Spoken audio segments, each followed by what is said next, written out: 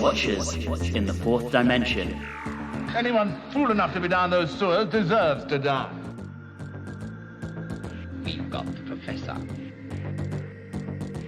Revive it, just enough to bring it out of its cocoon. Hello and welcome back to Watchers in the Fourth Dimension. I'm Anthony. I'm Don. I'm Julie. And I'm Reilly. And don't call me your dolly soldier in front of the Brigadier. Reilly, you are always our dolly soldier. This episode, we are covering the second half of the mammoth Cybermen epic that is The Invasion. If you haven't heard our discussion of the first 4 episodes, you can hear that in the previous episode of the podcast, which you can listen into through your favorite podcasting app, where we also covered all of the behind-the-scenes information around this story. So, with that, we are going to dive straight into our short summary and then get started on episodes 5 through 8. Julie, you have the short summary this time around. Over to you.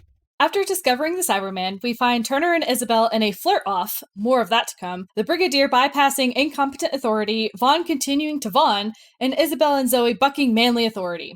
4 pictures of Cybermen are acquired, and Jamie needs a nap. The invasion timeline is escalated, the cerebration machine is to be mass-produced, or will it, and we find out Vaughn is truly not human. Watkins is rescued, Gregory is killed, and Zoe helps create some depolarizers. The invasion begins, Vaughn is given total authority, and Jamie is shot. No! A convoluted plan involving Russian missiles, ground missiles, and the Doctor shutting down the transmitter is agreed upon. In the end, the invasion is stopped, Vaughn is dead, Isobel and the captain are together, and the crew gets back to the TARDIS. Done. Good summary. A lot happens. I left a lot out. You left out a lot of hot canoeing action. I'm glad you brought that up. I was about to say that was almost my choice for my opening line after my introduction. I was going to say, and I'm Reilly, come on, let's go back to the canoe. They should sell that in the Doctor Who store, the Doctor Who canoe. It should be his primary mode of travel. It really should. The Who canoe. The canoe. Does it come with a Jamie? Because if it comes with a Jamie, I'm in. We can make that happen. Okay, perfect. I do start out my notes for this episode with live canoe action. So there's that, but also for me, since I had never seen any of these series before, and the last episode 4, was animated, I couldn't really comment on the Cybermen's outfits because, again, it was a cartoon. So this time I'm like, okay, I see what Don is saying. They have giant earmuffs. Yes. And why do they have giant earmuffs? Yeah, it's I don't know. Not as good. I don't like the earmuffs. I like the revised chest piece. I think that's a lot sleeker and a lot cooler. Mm-hmm. I even like the little teardrop eye thing. Weird for creatures that claim not to have emotions, but I just find the big earmuffs weird. They have that eye drop thing because they killed a guy in prison. Nice. But they all just killed one. Yeah, they all killed the same guy. And the thing of the Cybermen coming out of the cocoon was kind of neat, but I kept thinking, do they have to reset that whole cocoon thing every time they go back in? What I like is that it's left over from the Tomb of the Cybermen where they break out of the cocoon, so I like the continuity aspect of it. That's true. I am left wondering, do they have to manually bring each Cyberman out of the cocoon? Because by the time at the end of episode 6, where we have them marching through the streets of London, Jesus Christ, how long did it take to revive all of those Cybermen? That must have been quite the undertaking. That's a good point. Yeah. If he has a giant factory in which you would think he would have a whole bunch of employees that were working for him when it was the electrical company, then he probably has the manpower to do it. That's true. That is very true. I guess they must all be kind of brainwashed as well, which is why the secret doesn't get out. Yeah. Plus, hey, it's work, you know. Yes, I spend my days reviving alien creatures. I'm sure they're paid well. It's a paycheck, you know. So what I like about this is there's still enough time amongst all of this for a little bit of character work with Captain Jimmy Turner asking Isobel out. Right? Mm-hmm. Yeah. And then she's like, oh, well, are you rich? And it's like, Isobel, come on. Yeah, not helping yourself here. I don't know, she's kind of annoying in episode 5. She's obnoxious with Jimmy, then she doesn't take the Cybermen seriously. I like her, but she's not her best in this episode. Yeah. I go back and forth with her. She's too much of a loose cannon, and she's kind of all over the place. Yeah. I find her to be wonderfully precocious. Of course you do. So we get that, and we also get the Brigadier being awesome. And Rutledge, and oh my gosh, that was wonderful. Favorite scene of episode 5, by far. The only thing that was missing was they should have gone full cop cliche, and the minister would say, Brigadier, you are the worst person in unit. Turn in your mustache and beret and get out of my office. I think his mustache does move around a little bit.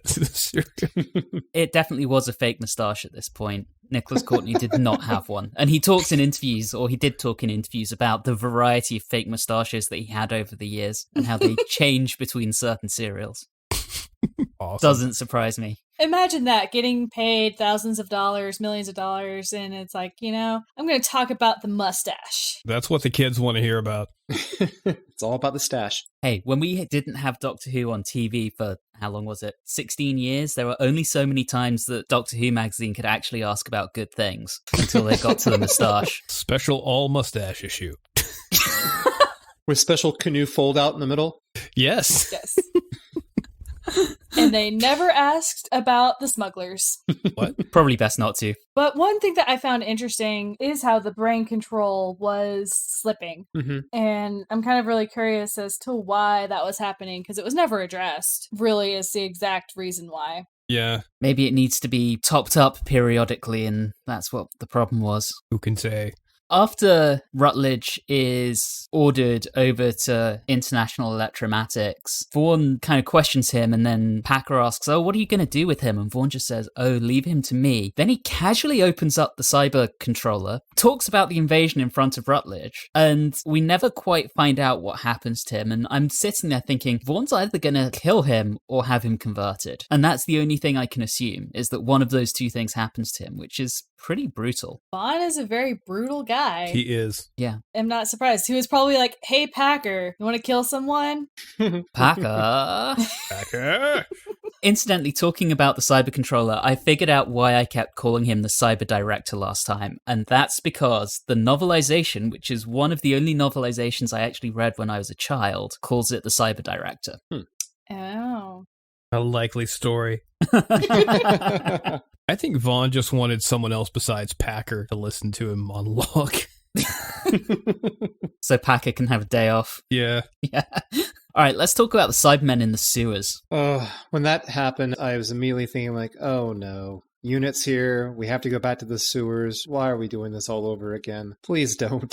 I mean, it worked better than before. I will say that. Well, we didn't stay down in the sewers, and that's what helped. It's a genius plan, honestly. If you're trying to get a whole bunch of Cybermen to be able to spread out throughout the city, the best way is through the sewers or the underground. Either one of them would have worked. But obviously to stay hidden, the sewers is better. So, yeah, it was good to see some, and we got our one episode of really seeing it, and then we were done. It's Tercerus all over again. But we'll get to that in about 3 years' time. Because only Daleks don't have noses. I think they missed a trick and not kind of staining some of the Cyberman outfits a bit, but that's just me.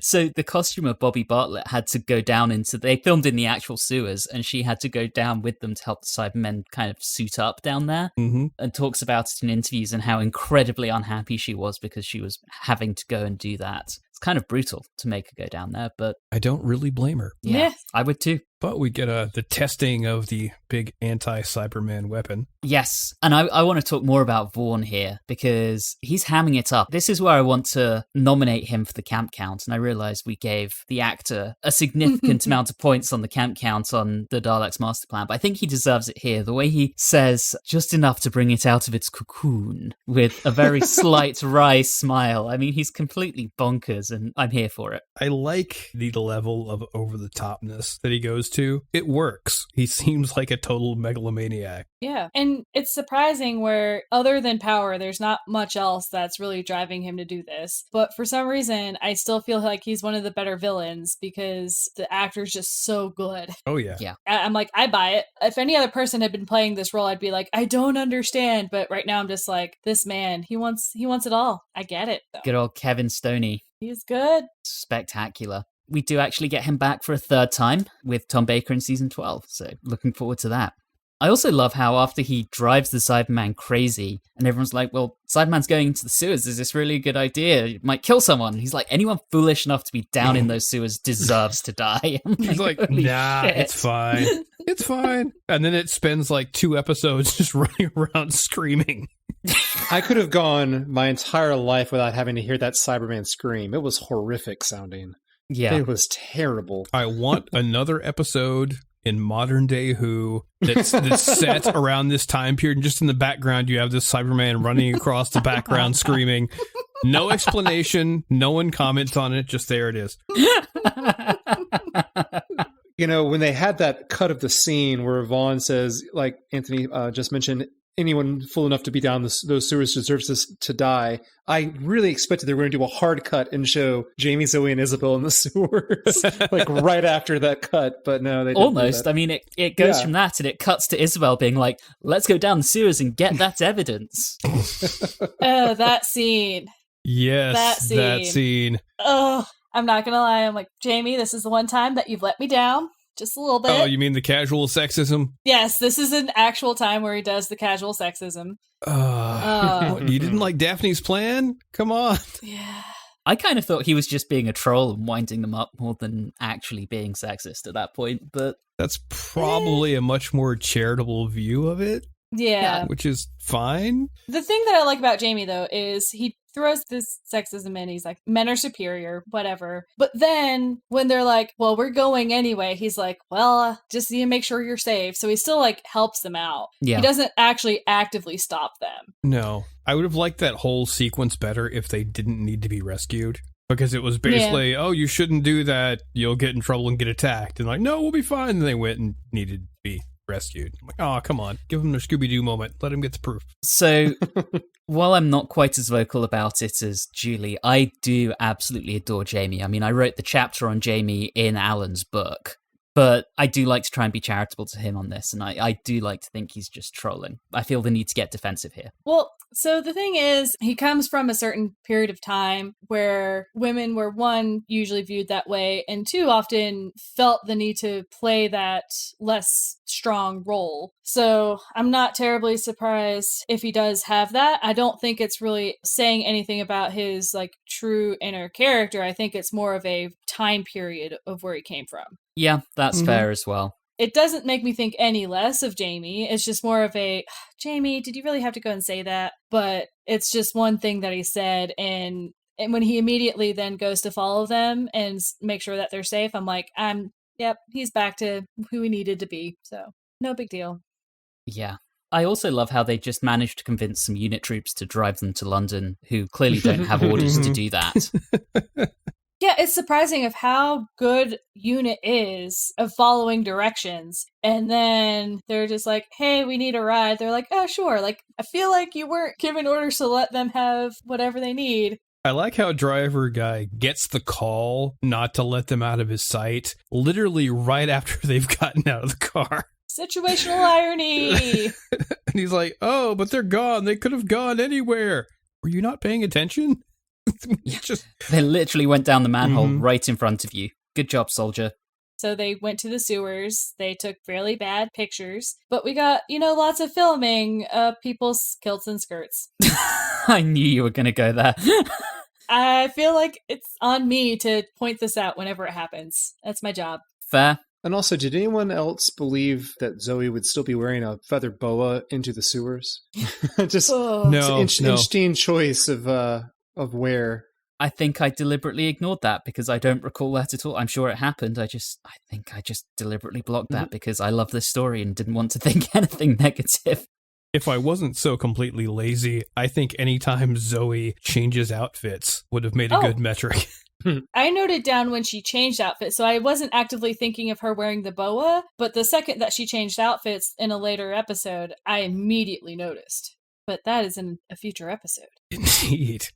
And we have our useless cop. Oh my goodness. Yeah, he just conveniently shows up, makes a ton of noise as we're like, oh, we shouldn't make so much noise. He'll attract the Cybermen. Cybermen show up. I mean, dude, come on, read the script.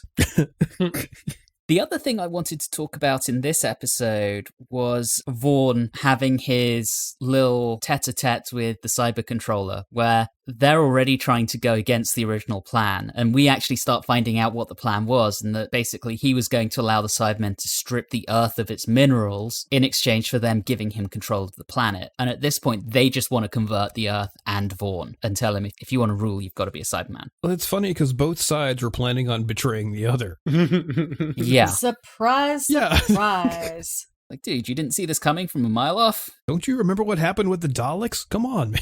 Did anyone think that the cyber planner sounded rather flat and kind of drunk in this episode? He just didn't sound as sharp. I think he's a little upset after how badly he did in The Wheel in Space. I think he's been drinking a little too much. He's actually voiced by the same actor that plays Packer.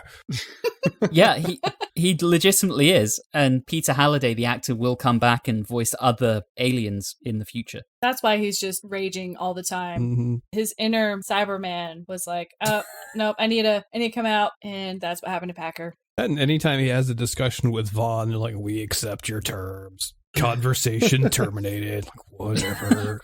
Well, I think that ends episode 5 with them being surrounded by Cybermen in both directions. Oh no. Episode 6. And unit to the rescue. And the mad Cyberman. Yeah, after they've been ignored by the crazy Cyberman. How convenient. You know, when something's kind of going crazy and you just back yourself up into a wall and let it pass, it kind of forgets that you're there. It's like, hey, not my problem. Carry on. We do get our first set of unit troops struggling down there because of Isobel's actions. We get someone dying. Yep. Yeah. And then this really weird sequence when they're all climbing up out of the sewers and you have the last unit guy and Jamie's about to start climbing and the guy's like, no, you need to stay here and watch. I'm like, if it were a military unit, he would make sure that a civilian, Jamie, would go up the ladder first. And then Jamie immediately gets his ankle grabbed by the Cyberman. Like, I'm assuming because he wasn't paying attention. I thought that's a weird cut, but yeah. it was just weird sequence of events. Definitely an odd choice, but I think given the circumstances around writing the story and Derek Sherwin basically having to write Kit Pedler's scripts, I'll let him have a little oversight. The weird thing that I find about it is if it was just the fact that we had to have Jamie have his foot grabbed by a Cyberman as opposed to one of the unit guys have his foot grabbed by a Cyberman, then something should have happened with that. But no, it's just like, oh, hey, it has my leg. And then, oh, eventually we shook him off and we escaped. If it were meaningful for it to be Jamie, then they should have done something with it.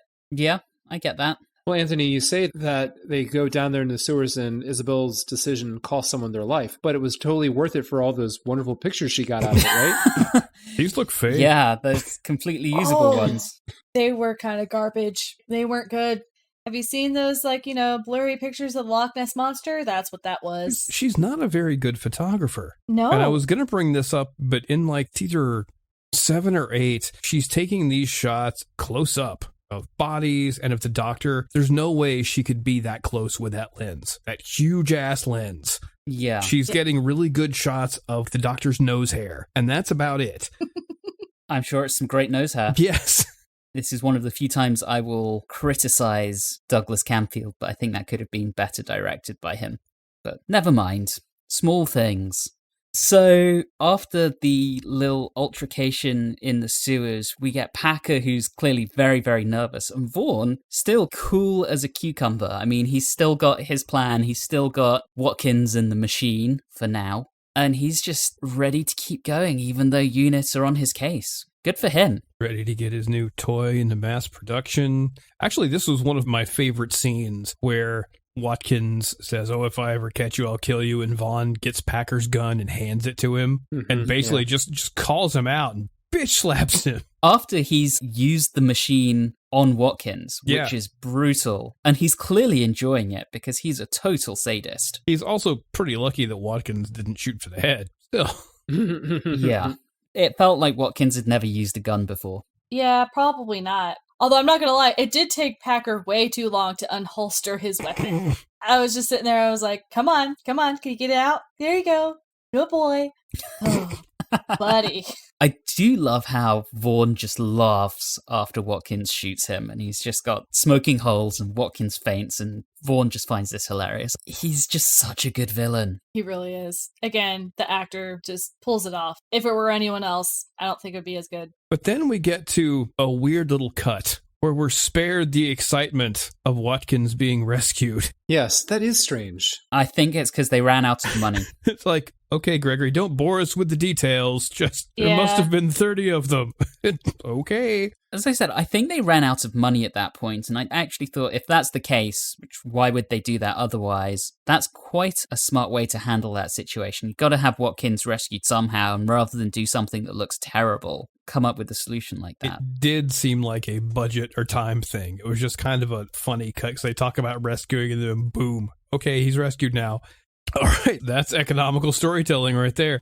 What's also interesting while all that is happening is Jamie napping, waking up and saying like, oh, do you need me? No, never mind. I'll go back to napping. I think they should have held off on his nap until later on because, he's out of action because he gets shot, but then is amazingly better. I think if he had missed the action of the last episode because he was napping, it would have been just perfect. Rather than recovering. Yes, Yeah, rather than I like that. recovering. It's like they wake him up and go, what happened? Oh, you missed it. We won. You missed all the action. Why did nobody wake me up? Also, another thing that I noticed that Isobel was offering tea, but not coffee like Polly would have. Ah. Nobody does it quite like Polly. No, I noticed the weird things.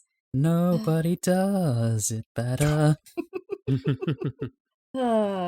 And so, yes, they rescued Watkins, and so therefore Gregory had to die. Poor Gregory. I think I actually have poor Gregory written like 3 times in my notes because he just can't catch a break. Gets a really tough deal. Yeah, and he's barely in it. Yeah. Like, He's just there to be abused and then finally killed. And I think that shot of him running down the sewers and getting killed by a Cyberman, I don't even think that's the same actor. I think that's like a double. And they didn't Aw. even give him the good grace to have his own death scene. Yeah. This is somewhat a filler episode, but it doesn't feel like it. And this is where we get the Doctor starting to piece everything together, and he figures out what's going on with the cyber spaceship, on the other side of the moon, the circuit in Jamie's radio, the invasion plans, and then things more or less become the unit show. Pretty much. yeah. What is nice is that they're using the same things that they used in The Wheel in Space. So I think they've done a couple different callbacks in the serial, which is really nice. 100%. And that kind of fits in with some of what the other things they wanted to do. I mean, they wanted to tie them together a lot more. As we said last episode, they were going to bring back the Cybermats and the servo robot as well until they figured out that they couldn't really fit him into the story. Only they'd been doing that goofy spacewalk through the streets of London. Oh my goodness. That would have made it so much better. Let's not do that. No, as I said here, the shots of the Cyberman going out into the streets was much better than The Wheel in Space. Yeah. Well, and that shot was specifically referenced in the 12th Doctor episode Dark Water. It was at the very end. Same shot with the cathedral in the back. Yeah, I mean, that's such an iconic scene. Yeah, it looks so good. It does. It looks great. I remember going around London with a group of my fan friends in the early 2000s taking location photos, and that was very much one of the ones we went to, except now they've got rid of the stairs and it's like a ramp in place there. It's very annoying. Oh. Yeah. And this is where Zoe gets back in her cat suit. Yeah. Because she knows there's shit that's got to be taken care of.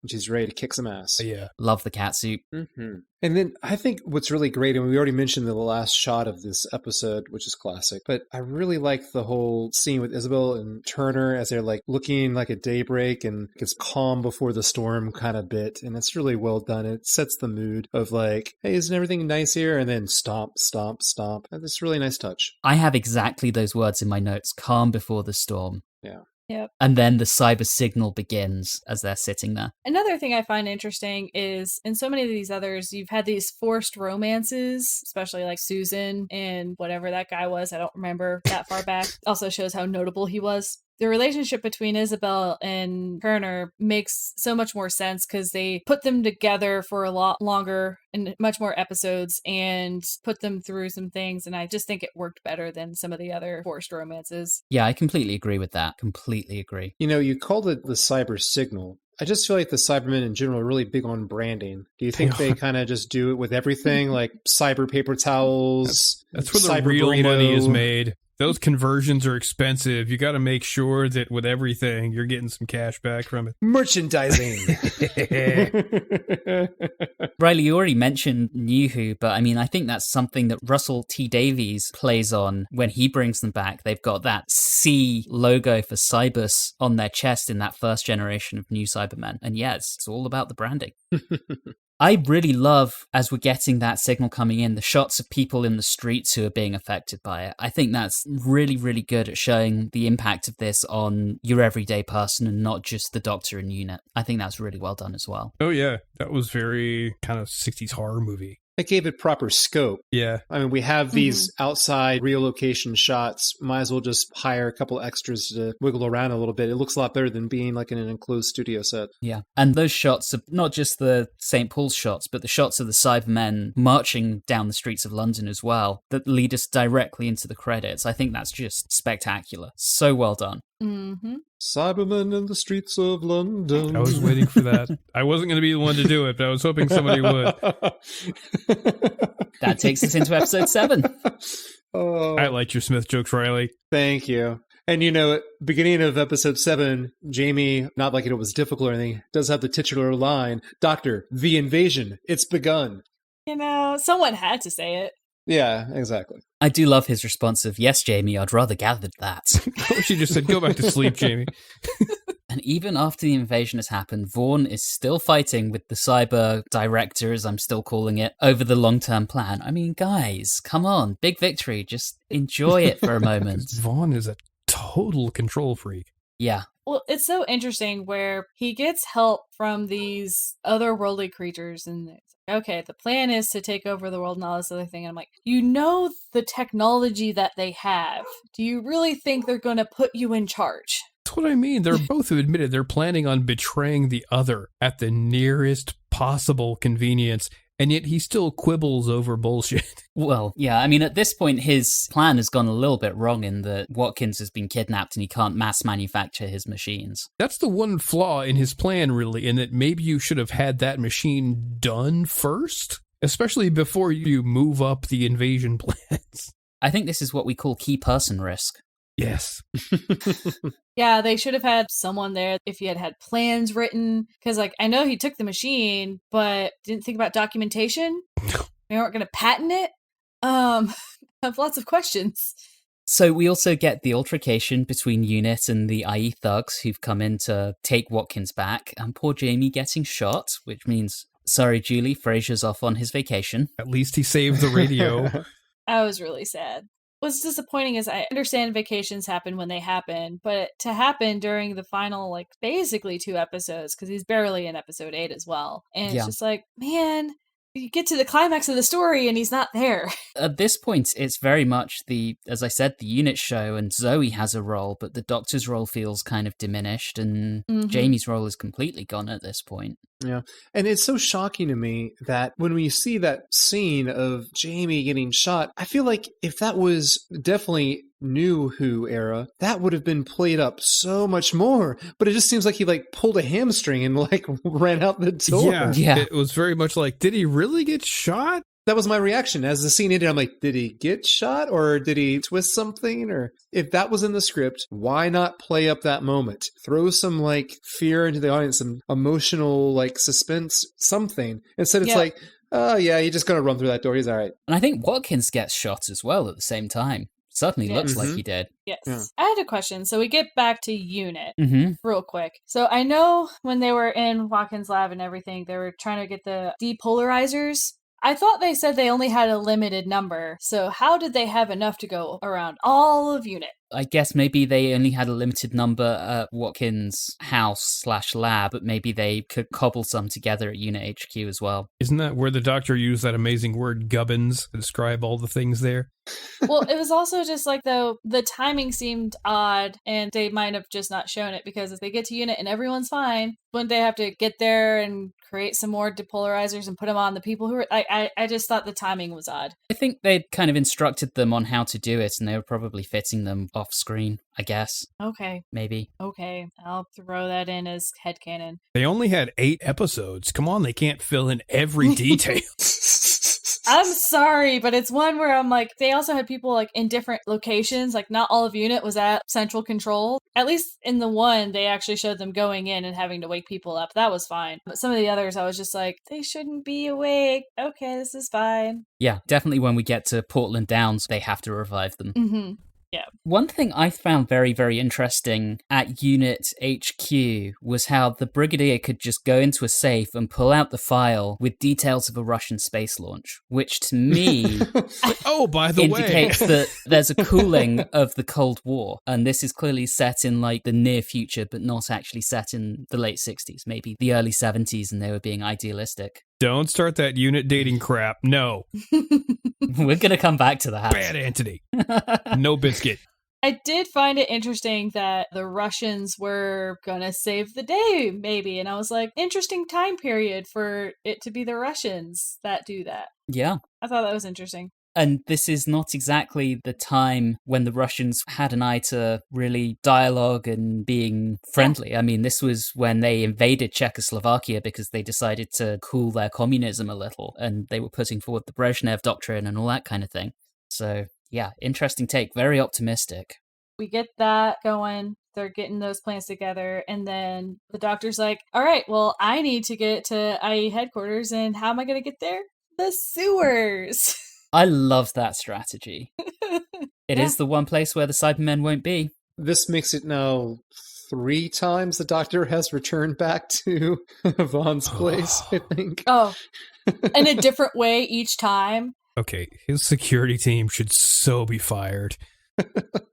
Speaking of his security team, this does seem to be roughly when Packer's starting to doubt Vaughn. He almost rolls his eyes at Vaughn talking about controlling the whole world. He absolutely rolled his eyes. Like, I have that marked. I was like, Packer was rolling his eyes. He's over it. I'm so quitting after this. And we do get that wonderful conversation between Vaughn and the Doctor that feels like it's been a while coming, even though they've obviously met before, but you've got Vaughn still projecting his calm confidence and the Doctor trying to sow those seeds of doubt, which I just love. My favorite Troughton delivery is in that scene where he says it with such I wouldn't say a bit of a cockiness, but yeah, that would be better. It's not smarmy, it's cockiness, but a little bit of joy behind it too, where he says, but you'll have to have the professor's help to do that, won't you? We've got the professor. Just how he said that is just so well done. I love that delivery. A little bit of glee in his eyes when he says that. Right, yeah. And the back and forth between them, I mean, it really feels like Kevin Stoney is a worthy foil to Patrick Troughton. I mean, when he's like, whatever it is your unit friends are trying to do, it's too late. And he's just so good, and Troughton's just sparkling in his dialogue. I think he's really enjoying this. I really liked every scene that both of them had together in these last 2 episodes. They work well together. And we have a big finish story with the Second Doctor and Tobias Vaughn as his companion. Oh, Well, it's just a classic, it's not just that they have opposite goals. It's also their personalities are exact opposites. You have a very strict, stern, ruthless person who seems very pessimistic and filled with anger. And then you have the Doctor who's optimistic, upbeat, bubbly personality. It's just a wonderful clash, and yet they're both very intelligent. So to see them kind of spar mentally with those personalities in play is very, very, very good. And we might talk about, how like this turned into the unit show, but anytime that the Doctor and Vaughn are on screen, it works beautifully. very much so. Yeah. That whole scene with the Doctor telling Vaughn he can't trust the Cybermen, and Vaughn basically says, I have no choice at this point. What will happen to me if I change my plans? I'm finished. Yeah. Sunk cost fallacy, buddy. Yeah. You didn't read the fine print. Yeah. So let's talk about Zoe. She was established in the Lost Cybermen story as a super clever character, and she gets to show that intelligence again in this story, and I just love that. And she does it in a catsuit, and it's awesome. And I still feel bad because when we were doing our last episode, I had forgotten that Algol was a real language and kind of an important one. And such a weird thing to be very specific to bring up in a Doctor Who episode, because that's pretty obscure for the time period. All of that was so good. She's convinced the Brigadier, let me do this. And he's actually like, all right, I'll listen to you, but I'm cautious about it. And then she gets to do her smarts. And I actually like that whole rocket missile sequence that they had going on with all that stock footage. Really, really good use of that. I gotta say, like, as a 7-year-old, I adored that stuff. I was all about that.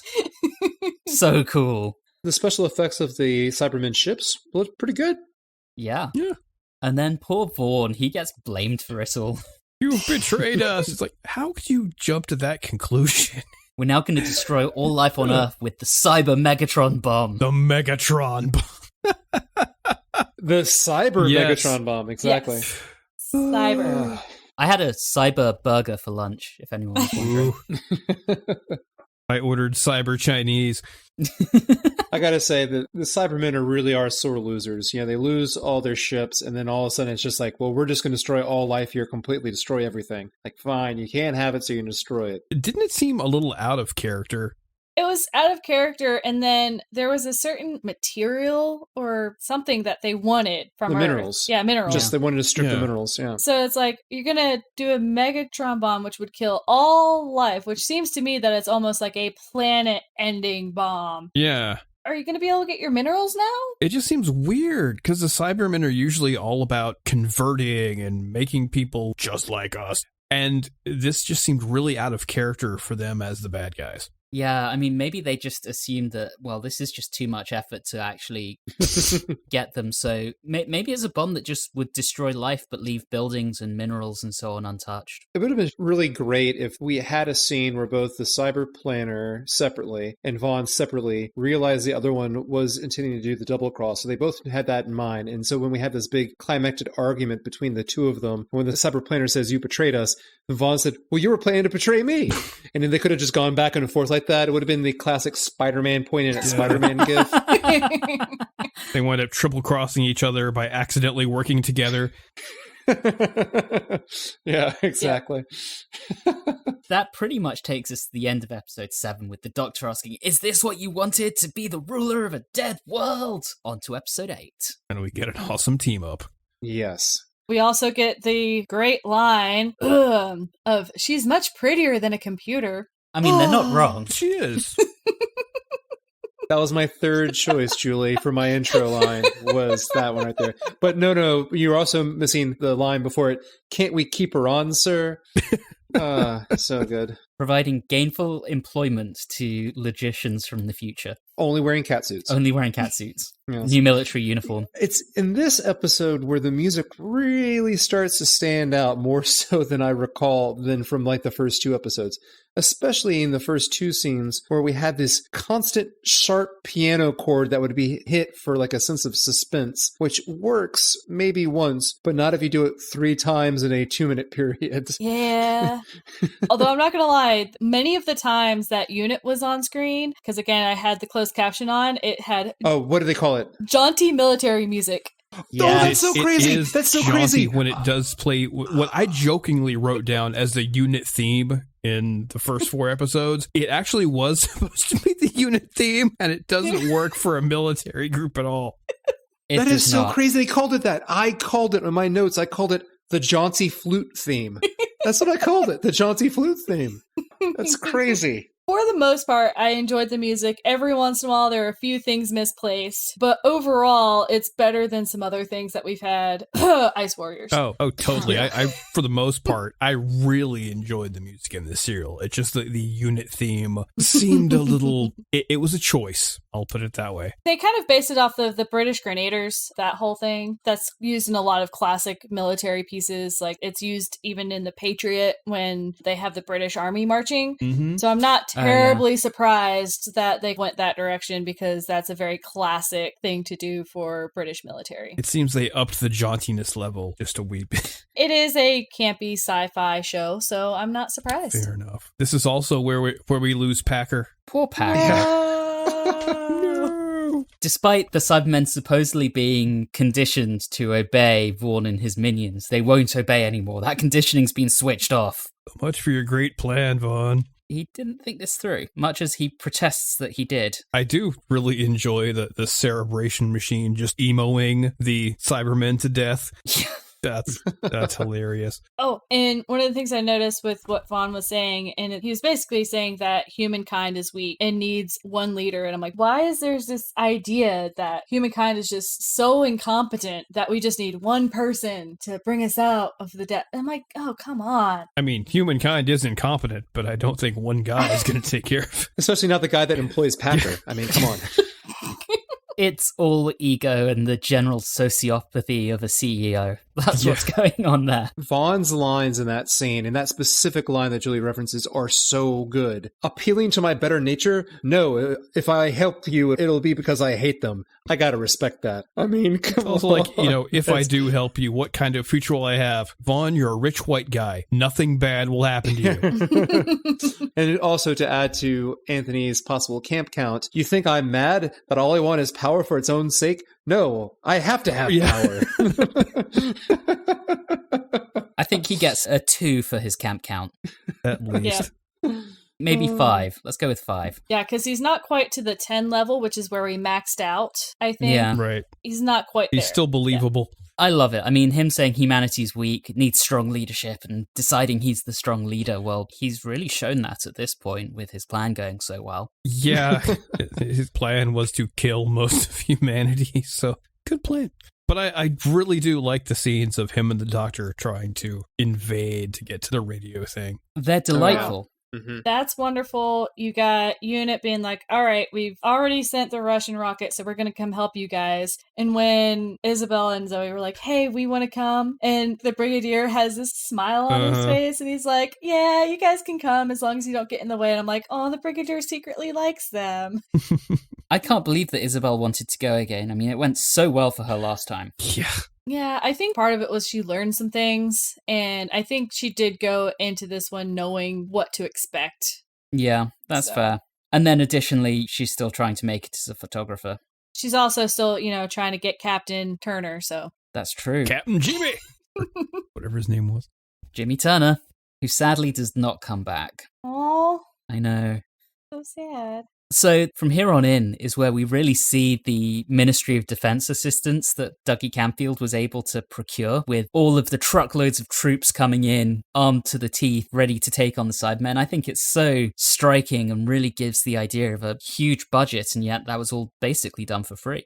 Yeah, it's good producing. I have to say that the military action elements that show up in Doctor Who, especially when they're of our time period or our relative time period, I like the ancient stuff. I like the crazy futuristic stuff, but just military action as we are familiar with it in the 20th and 21st century always seems to be the most uninteresting part or element of Doctor Who to me when that gets shown as like action sequences. And I know that we're about to head into an era where that happens a lot, but for a sci-fi show, it's just, I don't need that. I mean, it's good to show you like the vast importance of the events taking place, to show like, see, the military's involved. It's really important. But just the action shots over and over again, I'm like, yeah, I can go without it. For me, it kind of depends on how they place it. And I think with it being against Cybermen in particular, it kind of works out because you got your typical military aspect on one side and then you got your Cybermen on the other. So it's not, at least it's not like men versus men, which would then, yes, that would be incredibly boring. But I think just having that be the other side is good, because I think with this one in particular, they had gotten help from the military and they were like, hey, basically be extras and let us do this thing. I think there's a little bit more sense of realism in it than maybe we've had in some others. So for this particular serial, I'm okay with it. There could be others and I might get sick of it as well. I haven't gone through that whole period yet, so we shall see. We'll see what you think in a couple of seasons' time. One thing I find fascinating about this story is the takedown of the Cybermen on Earth is not the end of it. We have all of the tension with, is the Russian missile going to take down the main cyber ship? I think that's just such an interesting way to wrap this up, and I kind of like it. It's just one of those things where it's not anticlimactic because we still get, obviously the missile has to get destroyed, but there's this rush that you get when they're fighting the Cybermen on the ground and then they take out whatever that beam is. but you still got some tension with the missile, but it's weird because all you can do is sit there and wait. So it's a very different type of tension. Yeah. Mm-hmm. And it's not just will the Russian missile hit the cyber ship. Equally, you've got the Henlow Downs boys trying to stop the bomb that's coming in with their missiles, which adds an entire secondary dimension to that. Mm-hmm. I really like the tension it brings, even though, you're not watching action, you're watching people standing around and waiting to find out if the news is good or bad. Yeah. And they were so close to having the classic Star Wars type ending where a space battle above and a ground battle below at the same time. Yeah. What would this have been? Let's see. Star Wars was what, 78? 77? 1 year off. So this would have been 9 years before Star Wars. Yeah. So in the end, everything works out. Right. I think, though, do we want to say anything about Vaughn's death scene? Would we want it to be more dramatic, or was it on point? Okay, I know he doesn't come back, but they left it in such a way where if they wanted him to, they totally could have. Because he's mostly cybernetic except for his head. He was just basically incapacitated. If they'd wanted to bring the character back, and I kind of wish they had, they totally could have. A big finish. It's sad that Kevin Stoney is no longer with us. He passed away in 2008 at the age of 87. So he would have been 100. Yeah, he was Wow. born in January 1921. Well, not to end the episode on a bad note, I would like to bring up that this episode has what I believe to be the best Second Doctor gif of all time. Him running down the alleyway, popping with explosions behind him. Yes. It's wonderful. Whoa! Whoa! Oh, it was beautiful. And then him doing his modeling shots with Isobel. With, as Dom pointed out, that enormous telephoto lens. Yes. Good job. Good job, Isobel. When she was talking about going down and how she could photograph the Cybermen, she really made it sound like she knew her stuff. She did. Disappointing. Very much so. And it's not the end of her taking photographs. No, Zoe modeling for her at the end, and she's managed to get a job with a publishing group. We'll see how long that lasts. Or will we? No, Probably we won't. not. And they wake up Jamie, who's been asleep on a cot the entire time, had a big nap. He's ready to go back to the TARDIS. And we get my favorite part is them in the field just waving their arms around. Oh yeah, looking for the invisible TARDIS. I do love that, and of course, that's the end. That was a nice little bit of comedy. Mm-hmm. Unsurprisingly, or at least I'm sure none of you are surprised by this, Isobel and Jimmy do get a happy ending in the extended media where they do end up getting married. Aww. At least in one version. In a different version, Isobel goes public with her story and she gets harassed by a government department who are trying to shut her up. So That sounds more realistic. Unit just hangs her out to dry. Unit goes and breaks into her apartment, plants like crazy literature to try to paint her as a loon. Good times. All right, so time to rate the story. Reilly, we start with you this time around. Oh, excellent. I was hoping I would go first. Okay, here are the good bits. For 8 episodes, it doesn't feel as long as some 6-episode serials that we've had. That must mean that they're doing something right here. The padding doesn't feel that obvious other than the constant back and forth between the breaking in and then the escaping out of Vaughn's place. I enjoyed the direction. I thought it was very well shot. I really enjoyed they tried to make Vaughn more well-rounded than the villains that they usually provide us. And even at its most silly, I really enjoyed the music. It really stood out, especially the beginning bits. All right, the bad stuff.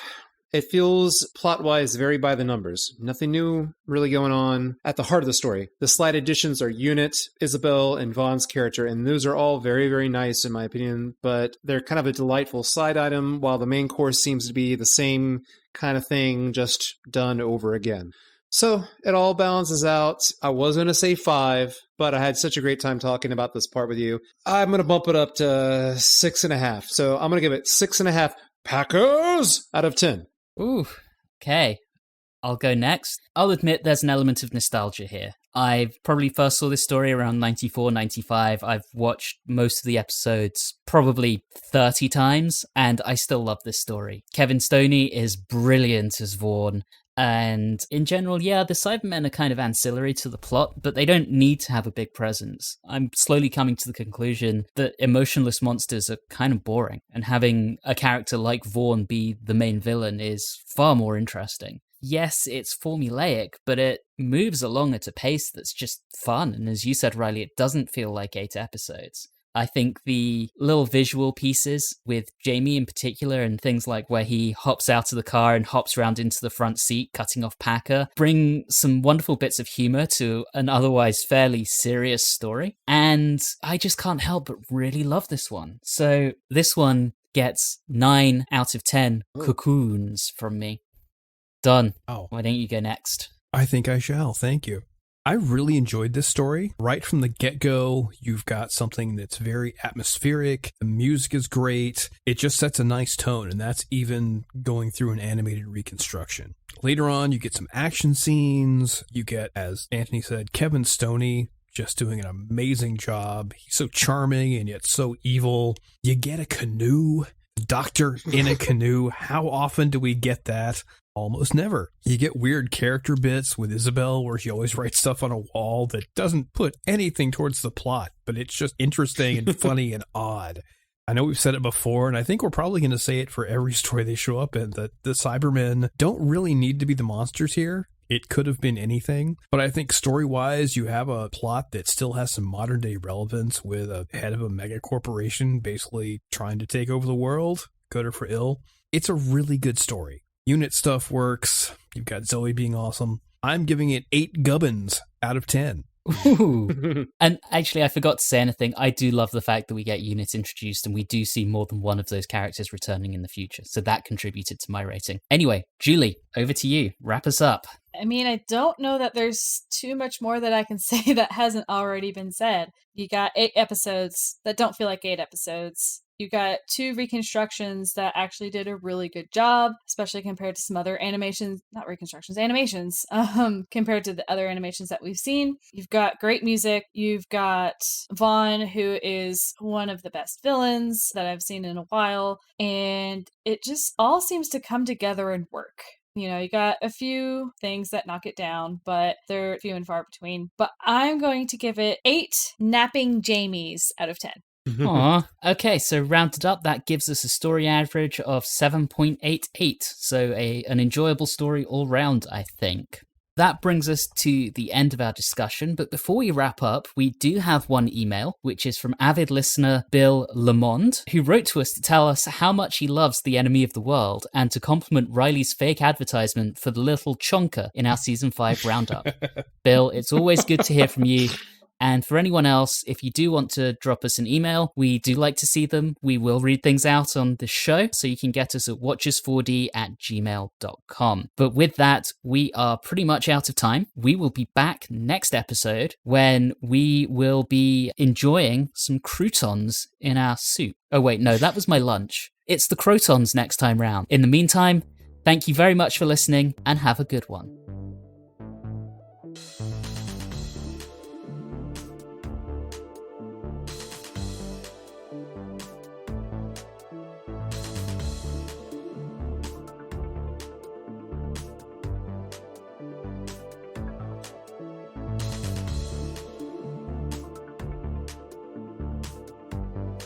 You have been listening to Watchers in the Fourth Dimension with Don Smith, Reilly Shrek, Julie Philippak, and myself, Anthony Williams. This episode, all about the Stache, was recorded on Wednesday the 17th of February 2021. In the meantime, you can find all of our previous episodes on your favourite podcasting app. You can also interact with us on Facebook, Instagram, and Twitter at Watchers4D. And you can also email us at watchers4d@gmail.com. If you're enjoying the show, please do subscribe and leave us a rating or review on your favourite podcasting app. All of these things really do help the show.